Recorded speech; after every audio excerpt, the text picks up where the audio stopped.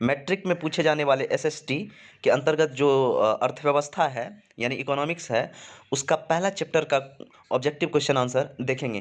पहला चैप्टर का नाम क्या है? तो अर्थव्यवस्था एवं उसके विकास का इतिहास। अर्थव्यवस्था एवं इसके विकास का इतिहास। तो इस चैप्टर का हम लोग क्वेश्चन आंसर देखते हैं, खास करके ऑब्जेक्टिव क्वेश्चन हम लोग देखेंगे। देखिए पहला क्वेश्चन क्या है? तो पहला क्वेश्चन क्या है कि भारत में योजना आयोग का गठन कब किया गया था? भारत में योजना आयोग का गठन कब किया गया था? आंसर याद रखेंगे 15 मार्च 1950 ईस्वी को। 15 मार्च 1950 ईस्वी को योजना आयोग का गठन किया गया था। दूसरा क्वेश्चन है हमारे पास। दूसरा क्वेश्चन, भारत की आर्थिक व्यवस्था है।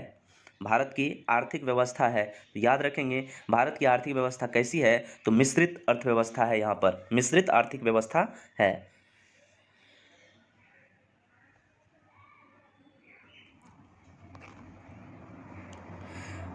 तीसरा क्वेश्चन है कि किस क्षेत्र को तृतीयक क्षेत्र कहा जाता है? किस क्षेत्र को तृतीयक क्षेत्र कहा जाता है? आंसर याद रखेंगे सेवा क्षेत्र को तृतीयक क्षेत्र कहा जाता है, जबकि कृषि क्षेत्र को प्राथमिक क्षेत्र और औद्योगिक क्षेत्र को द्वितीयक क्षेत्र कहा जाता है। तो इसका आंसर क्या हो जाएगा? ए। चौथा नंबर क्वेश्चन है, एक अर्थव्यवस्था का सृजन होता है। एक अर्थव्यवस्था का सृजन होता है। ऑप्शन है प्राकृतिक संसाधनों से, भौतिक संसाधनों से, मानवीय संसाधनों से, और डी नंबर है इनमें सभी संसाधनों से। तो किसी भी अर्थव्यवस्था का जो सृजन होता है विभिन्न प्रकार के संसाधनों से होता है, चाहे वो प्राकृतिक हो, भौतिक हो, मानवीय हो या अन्य कोई प्रकार के संसाधन हो। इसका आंसर क्या हो जाएगा? D number. पांचवा नंबर क्वेश्चन है, अर्थव्यवस्था के मुख्य प्रकार हैं। तो अर्थव्यवस्था के मुख्य कितने प्रकार हैं? तो 3 प्रकार हैं अर्थव्यवस्था के। कौन कौन? तो पूंजीवादी, समाजवादी और मिश्रित अर्थव्यवस्था। छठा नंबर क्वेश्चन है, इनमें से या इनमें कौन से देश में मिश्रित अर्थव्यवस्था है? यानी कि किस देश में मिश्रित अर्थव्यवस्था है? तो बहुत फेमस उदाहरण है कि भारत में कैसी अर्थव्यवस्था है? तो मिश्रित अर्थव्यवस्था। आंसर हो जाएगा इसका सी। सातवां नंबर क्वेश्चन है कि एक समाजवादी अर्थव्यवस्था में सर्वाधिक बल दिया जाता है। एक समाजवादी अर्थव्यवस्था में सर्वाधिक बल दिया जाता है। तो आप लोग जान रहे हैं जो पूंजीवादी अर्थव्यवस्था होता है उसका उद्देश्य क्या होता है? अधिक से अधिक लाभ कमाना। जबकि समाजवादी अर्थव्यवस्था में क्या होता है? चूंकि पूरे उत्पादन के साधनों पर नियंत्रण होता है समाज या राज्य का, और वो ऐसा क्यों करता है? ताकि अधिक से अधिक लोगों तक लाभ पहुंचाया जाए, अर्थात लोक कल्याण पर सबसे अधिक बल दिया जाता है। मतलब हुआ सातवां क्वेश्चन का आंसर कि एक समाजवादी अर्थव्यवस्था में सर्वाधिक बल दिया जाता है, और वह क्या है? तो लोक कल्याण पर। आठवां नंबर क्वेश्चन है, निम्नलिखित में कौन मिश्रित अर्थव्यवस्था की विशेषताएं हैं?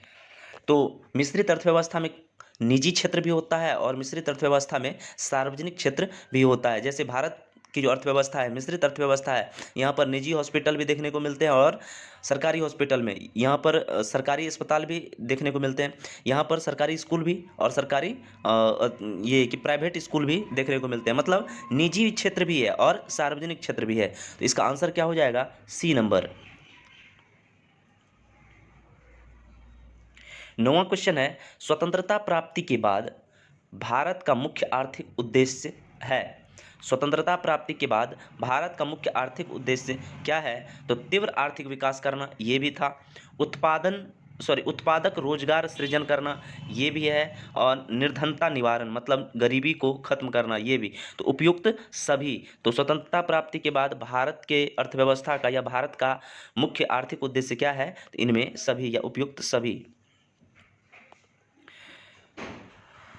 10वां नंबर क्वेश्चन है, आर्थिक विकास की माप के लिए सबसे उपयुक्त सूचकांक हैं। आर्थिक विकास की माप के लिए सबसे उपयुक्त सूचकांक क्या है? तो प्रति व्यक्ति आय। प्रति व्यक्ति आय इसका मुख्य सूचकांक है। आंसर हो जाएगा बी।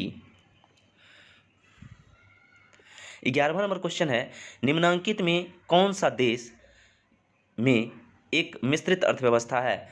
तो ये क्वेश्चन रिपीटेड क्वेश्चन है। आंसर क्या हो जाएगा? भारत में मिश्रित अर्थव्यवस्था है। 12वां नंबर क्वेश्चन है, निम्नांकित में से कौन सा देश विकसित अर्थव्यवस्था का एक उदाहरण है? तो जो ये अमेरिका है विकसित अर्थव्यवस्था का एक उदाहरण है। 13वां नंबर क्वेश्चन है, कि निम्नांकित या निम्न में से किसे पिछड़ा राज्य कहा जाता है? तो पिछड़ा राज्य, बिहार को पिछड़ा राज्य कहा जाता है या बीमारू राज्य कहा जाता है।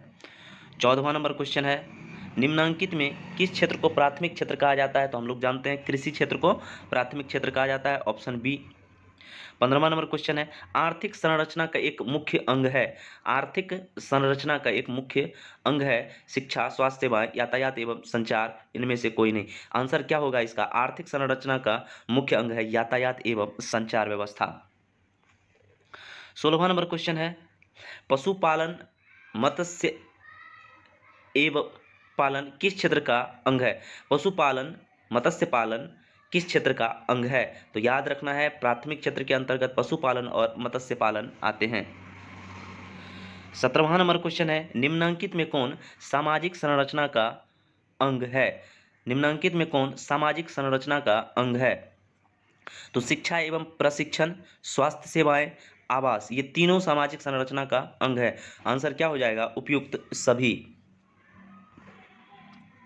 18वां नंबर क्वेश्चन है, निम्नांकित में कौन नवीकरणीय प्राकृतिक संसाधन है? नवीकरणीय प्राकृतिक संसाधन है। तो भूमिगत जल जो है वह एक नवीकरणीय प्राकृतिक संसाधन है। 19वां नंबर क्वेश्चन है कि निम्न को प्राथमिक क्षेत्र भी कहा जाता है, तो कृषि को रिपीटेड क्वेश्चन है। नेक्स्ट क्वेश्चन है, किस क्षेत्र को द्वितीय क्षेत्र कहा जाता है? बहुत इंपॉर्टेंट क्वेश्चन और बहुत इजी। जो उद्योग क्षेत्र है उसको द्वितीय क्षेत्र कहा जाता है। 21वां नंबर क्वेश्चन है, निम्न में कौन अर्थव्यवस्था के प्राथमिक क्षेत्र में सम्मिलित है? तो प्राथमिक क्षेत्र में कृषि क्षेत्र सम्मिलित है, आंसर बी। 22वां नंबर क्वेश्चन, किस क्षेत्र को प्राथमिक क्षेत्र में सम्मिलित किया जाता है? तो कृषि क्षेत्र को, यह भी रिपीटेड क्वेश्चन है। 23वां नंबर क्वेश्चन है, भारत में योजना आयोग का गठन कब किया गया था? तो आंसर याद रखेंगे, भारत में योजना आयोग का गठन 15 मार्च 1950। पहला क्वेश्चन हम लोग यही देखे थे। 24वां नंबर क्वेश्चन है, इनमें से किस देश में मिश्रित अर्थव्यवस्था है? तो भारत में मिश्रित अर्थव्यवस्था है, ये भी क्वेश्चन रिपीटेड है। नेक्स्ट क्वेश्चन है, इनमें से किसे पिछड़ा राज्य कहा जाता है? तो बिहार को। नेक्स्ट क्वेश्चन है, भारत में सेवा क्षेत्र को सामान्यतः कितने भागों में बांटा जा सकता है? याद रखना है कि भारत में सेवा क्षेत्र को मुख्यतः 2 भागों में बांटा जा सकता है। 27वां क्वेश्चन है कि अर्थव्यवस्था की आर्थिक क्रियाओं को कितने भागों में बांटा जा सकता है? तो अर्थव्यवस्था की आर्थिक क्रियाओं को कुल 3 भागों में बांटा जा सकता है। नेक्स्ट क्वेश्चन है, 2008-9 के अनुसार भारत की औसत प्रति व्यक्ति आय कितनी थी? तो भारत की औसत प्रति व्यक्ति आय 2008-9 में 25,494 रुपये थी। भारत में पहली पंचवर्षीय योजना की अवधि कौन सी थी? तो याद रखना है कि पहली पंचवर्षीय योजना की अवधि जो थी 1951 से 56, आंसर बी।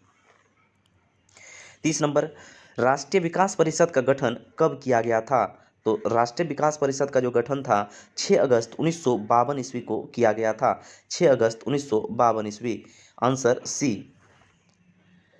31वां नंबर क्वेश्चन है, मानव विकास सूचकांक के कितने सूचक हैं? तो मानव विकास सूचकांक के 3 प्रमुख सूचक हैं, 3 सूचक हैं।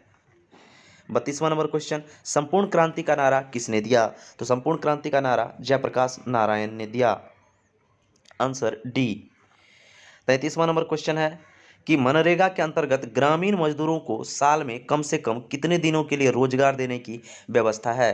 तो मनरेगा के अंतर्गत 100 दिनों के रोजगार देने की व्यवस्था है।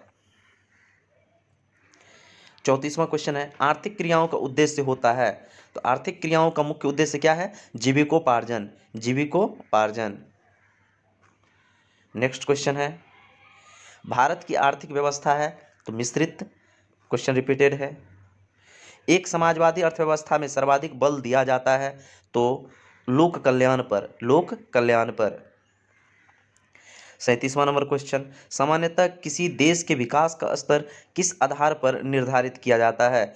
तो सामान्यतः किसी देश के विकास का स्तर जो है प्रति व्यक्ति आय, साक्षरता दर और स्वास्थ्य की स्थिति, यानी इनमें से सभी के आधार पर किसी भी देश के विकास का स्तर मापा जाता है या निर्धारित किया जाता है। 38वां नंबर क्वेश्चन है, भारत के पड़ोसी देशों में किस देश की प्रति व्यक्ति आय सबसे अधिक है? तो भारत के जितने भी पड़ोसी देश हैं उनमें से श्रीलंका की प्रति व्यक्ति आय सबसे ज़्यादा है। जिस देश की राष्ट्रीय आय अधिक होती है उस देश को कहते हैं, तो उस देश को विकसित कहते हैं। जिस देश की राष्ट्रीय आय अधिक होती है उस देश को विकसित कहते हैं। 40वां नंबर क्वेश्चन है, निम्नलिखित में कौन सा देश विकसित अर्थव्यवस्था का उदाहरण है?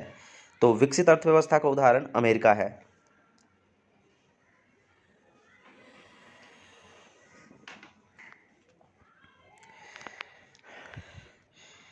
41वां नंबर क्वेश्चन है, किस अर्थव्यवस्था में उत्पादन के साधनों पर किसी व्यक्ति या निजी संस्था का अधिकार होता है?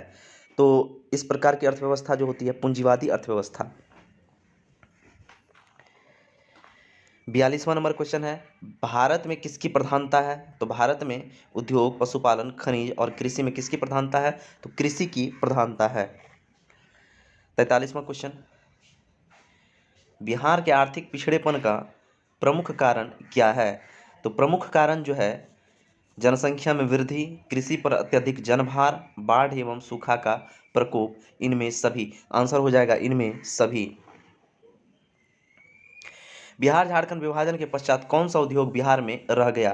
तो बिहार झारखंड विभाजन के पश्चात जो चीनी उद्योग है वह बिहार में रह गया। 45वां क्वेश्चन है, बिहार में जीवन यापन का मुख्य साधन क्या है? तो ऑप्शन हो जाएगा ए कृषि। 46वां नंबर क्वेश्चन, किस देश या किस क्षेत्र को तृतीयक क्षेत्र कहा जाता है? तो आंसर हो जाएगा सेवा क्षेत्र। 47वां नंबर क्वेश्चन, भारत में नीति आयोग की स्थापना कब हुई? तो भारत में नीति आयोग की स्थापना 1 जनवरी 2015 को हुई थी। Option D. 48वां क्वेश्चन है कि अंग्रेजों ने भारत का डैश किया। अंग्रेजों ने भारत का डैश किया। तो ऑप्शन विकास, शोषण, सी नंबर ए एवं बी और डी नंबर इनमें से कोई नहीं। एक्चुअली में देखिए अंग्रेजों ने क्या किया, भारत का मुख्य रूप से शोषण ही किया, लेकिन शोषण के साथ साथ विकास भी किया। तो विकास और शोषण, चूंकि ऑप्शन दिया हुआ है ए एवं बी दोनों, इसलिए आंसर हो जाएगा ए एवं बी दोनों। 49वां क्वेश्चन है, बिहार के विकास में डैश एक बहुत बड़ी बाधा है। तो आंसर देखिए सुखाड़, बाढ़, ए एवं बी दोनों इनमें से कोई नहीं। एक्चुअली में इसका आंसर क्या होगा, बिहार के विकास में एक बहुत बड़ी बाधा जो है वह बाढ़ है। तो इस तरह से हम लोग 49 क्वेश्चन पहले चैप्टर इकोनॉमी का जो पहला चैप्टर था अर्थव्यवस्था के विकास का इतिहास, इसके अंतर्गत हम लोग देखे हैं। तो उम्मीद भरोसा कि आप लोगों को यह वीडियो बहुत अच्छा लगा होगा। अगर आप अभी तक चैनल को सब्सक्राइब नहीं किए हैं तो प्लीज़ सब्सक्राइब कर दीजिए और वीडियो को शेयर भी कर दीजिए, लाइक भी कर दीजिए। थैंक यू, मिलते हैं अगले वीडियो में।